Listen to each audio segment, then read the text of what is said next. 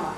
Di edisi pertama, spesial akan kita tayangkan pada tanggal 21 Juni 2022 yang bertepatan dengan Hari Krida Pertanian. Sebelum kita memulai podcast pada pagi hari ini, izinkan saya memperkenalkan diri terlebih dahulu ya. Nah, ada kata pepatah, tak kenal maka tak sayang. Oleh karena itu, perkenalkan saya Sakura Uma dari Fakultas Pertanian Universitas Jember yang juga merupakan pengurus dari Badan Eksekutif Mahasiswa Fakultas Pertanian Universitas Jember. Nah, pada kesempatan pagi hari ini kita juga sudah mengundang pemateri atau narasumber yang sangat luar biasa. Langsung saja kita sapa bersama, yakni Dr. Luputu Suciati. Bagaimana Ibu kabarnya? Alhamdulillah baik Mbak Safira, semoga kita semua sehat selalu. Ya, semoga teman-teman Waperta yang mendengarkan podcast ini juga diberikan kesehatan ya. Ya, Bu Lu mungkin bisa memperkenalkan diri juga Bu ke teman-teman Waperta yang mendengarkan podcast. Oke, halo sahabat Waperta dimanapun berada, di Indonesia ataupun di luar negeri gitu kan ya. Oke, jumpa lagi dengan saya Luputu Suciati. Sehari-hari saya di Prodi Agribisnis Fakultas Pertanian Universitas Jember dan juga saya di Magister Agribisnis dan juga Magister Pengelolaan Sumber Daya Air Pertanian. Dan hari ini saya merasa tersanjung sekali ya diundang oleh BEM Waperta untuk ngobrolin terkait Krida Pertanian. Dan karena kebetulan saya Ketua Komisariat Daerah Perhimpunan Ekonomi Pertanian dan juga sebagai saya aktif di SDG Center. Mudah-mudahan dengan sharing dengan adik-adik tentang Krida Pertanian ini bisa nyambung ya, isu-isu pertanian, ekonomi pertanian dan tujuan pembangunan berkelanjutan. Nah, teman-teman udah pada tahu ya, narasumber kita, beliau selain aktif di dunia akademik juga aktif berkegiatan di berbagai organisasi. Tentu hal itu akan memberikan sumber inspirasi bagi kita semua. Nah, kita bisa lanjutkan nih ya, karena hari ini bertepatan dengan Hari Krida Pertanian. Untuk podcast Kasat edisi pertama, kita sengaja mengusung tema yakni Hari Krida Pertanian, momentum evaluasi kondisi pertanian di Indonesia. Mungkin teman-teman di sana atau sudah tahu ya terkait Hari Krida Pertanian itu apa. Mungkin kalau belum tahu, saya bakal sedikit menjelaskan terkait Hari Krida Pertanian. Jadi untuk Hari Krida Pertanian merupakan perayaan yang selalu dirayakan pada tanggal 21 Juni 2022 oleh para pelaku di sektor pertanian seperti itu. Nah, adanya Hari Krida Pertanian ini juga menjadi sebuah momentum evaluasi bersama untuk mengetahui bagaimana permasalahan yang menjadi kondisi pertanian. Sekaligus ini menjadi harapan bagi kita semua supaya kita insan pertanian ini kedepannya itu bisa untuk mendorong kegiatan produksi dan juga memperbaiki ekonomi nasional. Gitu. Mungkin langsung saja nih Bu, karena kita sudah perkenalan juga, mungkin kita bisa langsung mulai ya terkait ngobrol-ngobrol santainya, tetapi tetap serius. Karena podcast Kasat ini merupakan podcast yang edukatif dan juga berkolaborasi dengan banyak ibu dan teman-teman yang lainnya. Nah, oke.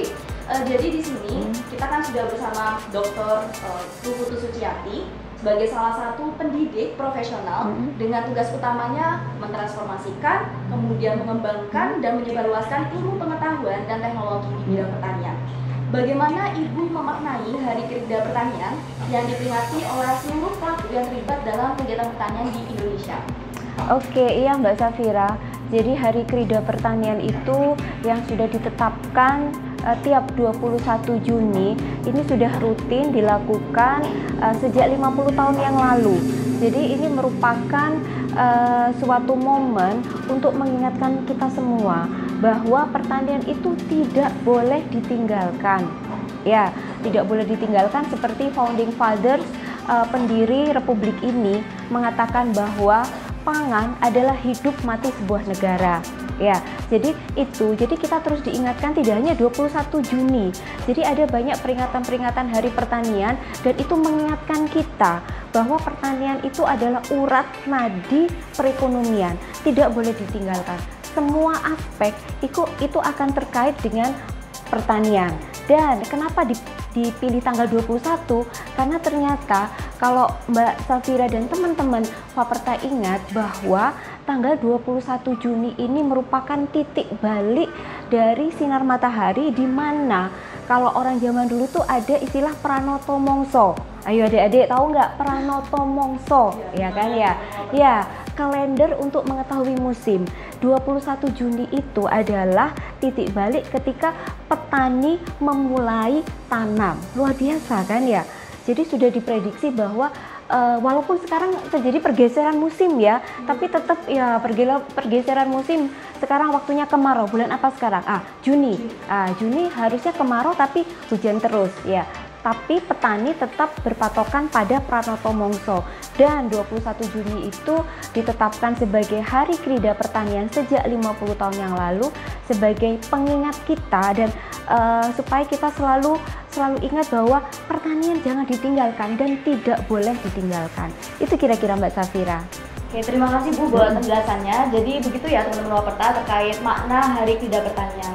Nah, selanjutnya Bu, dikarenakan Hari Krida Pertanian ini dapat menjadi momen bagi masyarakat untuk meningkatkan produksi pertanian. Tetapi kondisi yang terjadi di Indonesia kan yang berkaitan dengan aspek produksi itu masih terkendala oleh beberapa permasalahan. Oke lah, kita sebut saja permasalahannya itu terkait pengelolaan lahan pertanian yang mungkin kami rasa itu masih kurang optimal selama ini. Nah, tetapi di sini kami juga ingin mengetahui pendapat Ibu mengenai pengelolaan lahan pertanian di Indonesia itu apakah sudah optimal atau tidak, dan apakah sudah sesuai dengan tujuan pembangunan berkelanjutan yang sedang digalakkan oleh pemerintah. Oke, iya Mbak Safira.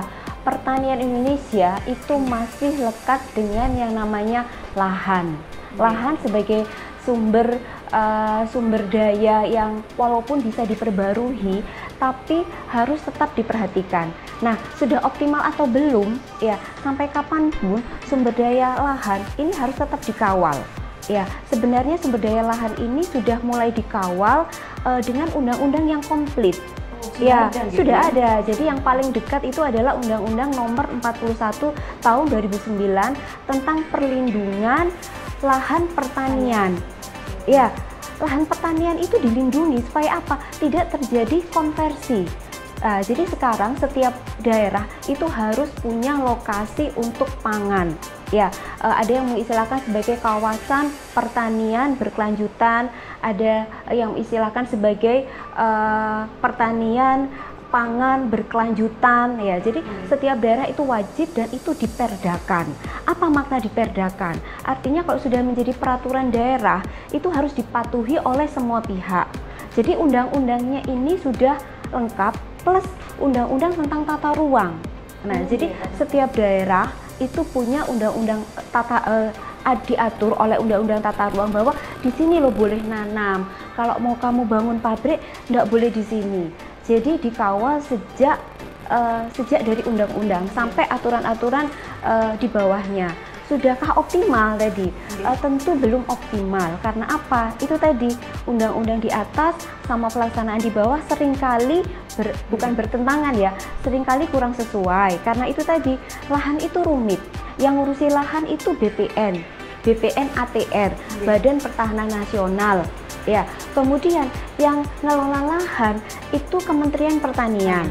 Nah, itu kalau sawah. Ya, kalau hutan, masih kementerian ya. Jadi kementeriannya banyak yang ngurusi. Nah, jadi memang diharapkan ke depan itu pengelolaan lahan lebih optimal karena lahan ini sebagai sumber untuk daya tumbuh dari tanaman. Ya. Mungkin itu Mbak Safira. Berarti kita bisa mengetahui bersama ya teman-teman kalau lahan ini merupakan faktor penting dalam sektor pertanian sehingga perlu dikawal terus.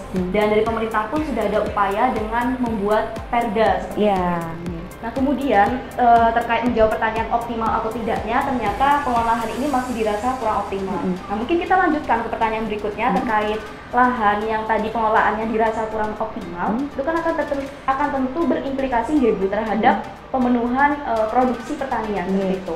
Nah, perihal produksi pertanian yang selain terkendala dari segi pengelolaan lahan yang kurang optimal tadi, seperti yang kita ketahui bersama, ternyata masih ada faktor lain Bu yang dapat menyebabkan rendahnya produksi pertanian, yaitu faktor luasan lahan yang kian hari kian berkurang seperti itu. Menurut Ibu sendiri, faktor apa ya yang menyebabkan luasan lahan pertanian saat ini itu semakin berkurang Bu? Oke. Kalau luasan lahan pertaniannya semakin berkurang, ini menurut saya dan teman-teman kami yang biasa ngobrol di Perhappy. Jadi Perhappy itu bukan kumpulan orang-orang happy ya, kita memang happy juga ya. Perhimpunan Ekonomi Pertanian. Jadi kami selalu berpikir ya, gimana ya lahan pertanian ini tahun dari tahun ke tahun cenderung menurun. Ya, jadi pengurangan lahan pertanian ini per tahun itu sekitar memang kecil sih 0,09%. Tapi kalau implikasi ya, gitu. kalau terus menerus sedangkan pertumbuhan penduduk itu naik. Ya, jadi berbanding terbalik. Memang sih di Undang-Undang Nomor 41 tahun 2009 itu ada aturannya. Sekian persen, sekian ribu hektar lahan yang dialihfungsikan di Pulau Jawa digantikan 2 kali lipatnya di luar Jawa. Tapi apakah cukup? Mungkin Mbak Safira dan sahabat-sahabat pertanian ingat, ada food estate di Merauke, ada food estate di Kalimantan. Itu sebenarnya semacam konversi, bukan konversi ya, memenuhi aturan undang-undang. Kalau sekian persen di Jawa ini mulai berkurang, kita tidak bisa pungkiri, kita perlu jalan tol. Ya, kalau adik-adik datang ke Jember, adik-adik perlu kos, ya kan ya. Perumahan akan terus ada. Mau tidak mau, lahan pertanian ini dikorbankan untuk industri, untuk perumahan. Nah, ada kompensasinya. Jadi contohnya di Jember, kompensasinya apa? Jadi setiap lahan yang dikonversi untuk perumahan ini wajib diganti dengan pembukaan lahan di lahan marginal, ya, dan lahan hutan. Cuma dengan catatan, karena pembukaan lahan untuk hutan untuk pertanian juga akan timbul masalah lingkungan. Jadi memang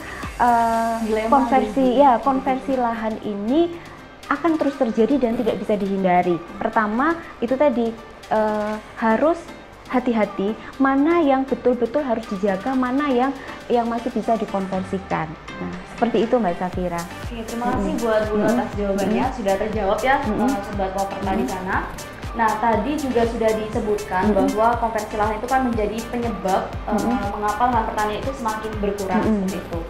Nah, untuk kepentingan konversi lahan pertanian itu sendiri kan sebenarnya beragam ya Bu. Kepentingan tadi mungkin akan untuk perumahan dan lain sebagainya. Nah, kalau menurut Ibu sendiri, manakah yang lebih diutamakan antara pengusahaan lahan untuk kegiatan pertanian atau untuk kepentingan investasi sosial seperti yang tadi adanya konversi lahan pertanian untuk perumahan dan lain sebagainya. Nah, itu manakah yang sebenarnya harus didahulukan seperti itu? Oke. Wah, ini pertanyaan susah ya, Sobat Pertanian. Mana yang didahulukan? Padahal sama-sama penting. Sama-sama penting karena ini kebutuhan untuk hidup, kebutuhan dasar untuk hidup. Kebutuhan dasar untuk hidup adalah pangan dan sandang perumahan.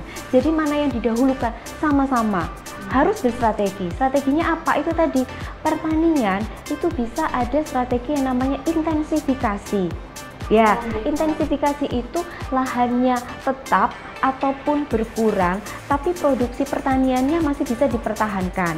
Caranya dengan apa? Tentu dengan teknologi. Teknologi benih, sekarang sudah muncul berbagai benih hibrida. Kemudian benih hibrida mulai dari padi, jagung, sampai kedelai. Nah, jadi itu salah satunya intensifikasi benih, kemudian pupuk, ya, dan kemudian tata cara tanam. Seperti misalnya tata cara tanam kalau padi ya, itu ada salah satunya dikenal dengan SRI. Ya, bukan SRI kapan kue mulai, bukan.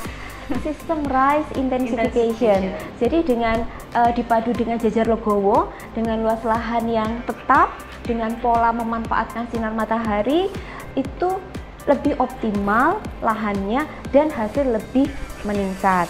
Ya, jadi itu salah satunya konversi lahan itu sebuah keniscayaan. Ya, kalau memang harus terjadi, ya manusia juga butuh tempat tinggal, tapi gimana caranya lahan-lahan subur ini tetap dipertahankan dan untuk perumahan, untuk tol dipilih lahan-lahan yang mungkin kalau untuk padi yang S3 sesuai untuk tingkatan kelas 3 misalnya. Jangan ambil yang S1, S2, eman gitu kan ya. Itu ya Mbak Safira.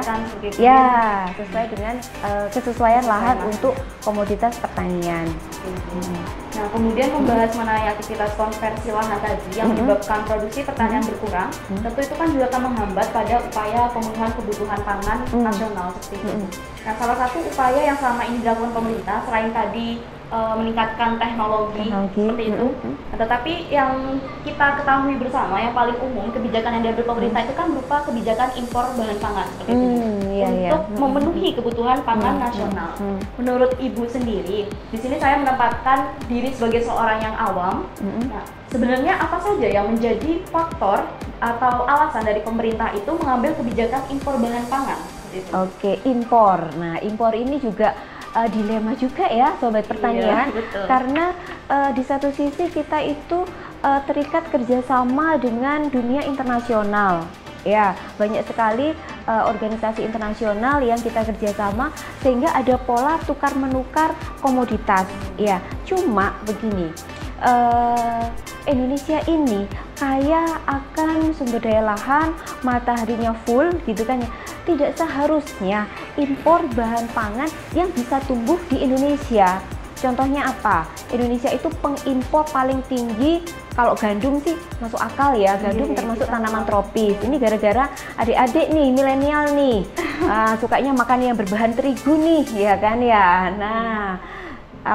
Nah, itu kalau gandum memang kita sudah pernah upayakan Indonesia tanam di daerah-daerah yang iklimnya mendekati dengan iklim asli di mana gandum itu tumbuh, tapi memang belum optimal. Yang agak miris adalah impor untuk produk-produk yang di Indonesia tuh melimpah. Seperti apa itu? Tebu, gula. Indonesia ya, gula itu di sepanjang Pantura ya. Sepanjang Pantura ini kan tempatnya tanam tebu, pabrik gula. Jawa Timur ini 50% pabrik gula itu ada di Jawa Timur. Kenapa kita mesti impor? Ya, jadi banyak hal ini lebih ke politik pangan. Ya, mungkin next time ya kita bicara politik pangan. Jadi lebih ke politik pangan dan juga ada kebutuhan yang sebenarnya bisa dipenuhi dari dalam negeri. Tunggu dulu. Obrolannya makin seru ya kan? Buat kalian yang penasaran, kalian bisa mendengarkan obrolan kami pada Podcast Kastalk edisi pertama yang dapat diakses melalui Spotify. Kita bakal obrolin lebih lanjut mengenai Hari Krida Pertanian yang pastinya bakal insightful bersama narasumber kami, Dr. Luputu Suciati, SP, MSI. Ditunggu ya sahabat Waperta.